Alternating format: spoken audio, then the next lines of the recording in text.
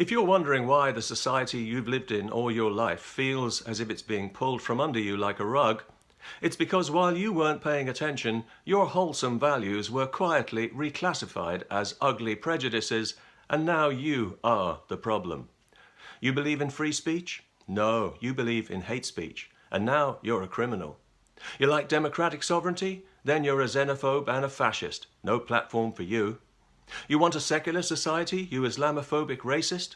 You're spreading hate, and you'd better be using the right pronoun too, if you don't want to be excluded for the sake of inclusion.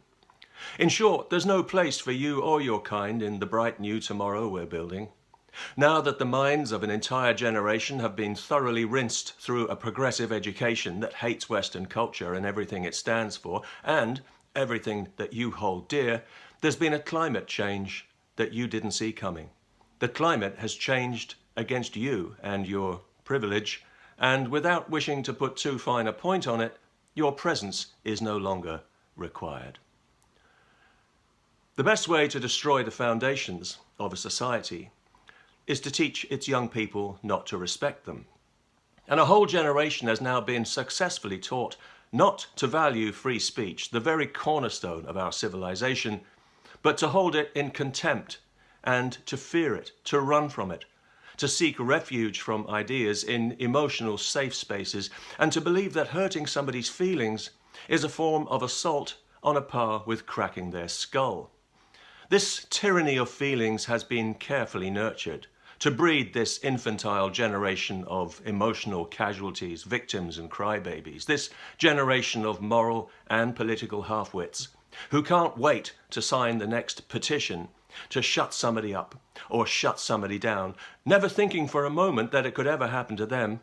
A generation so placidly happy to soar off the branch they're sitting on, it's almost as if they've been programmed in some way.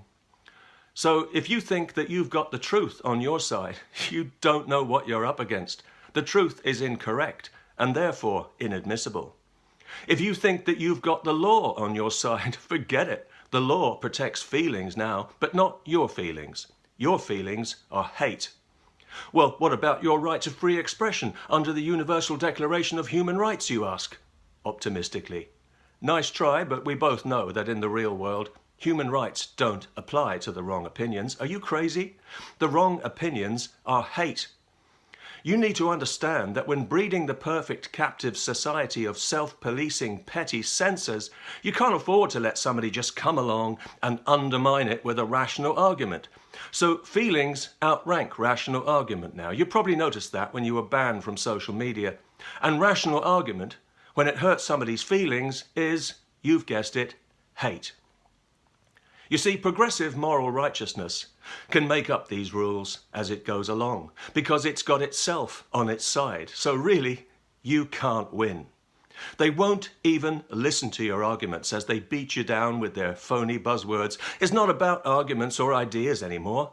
That debate is illegitimate.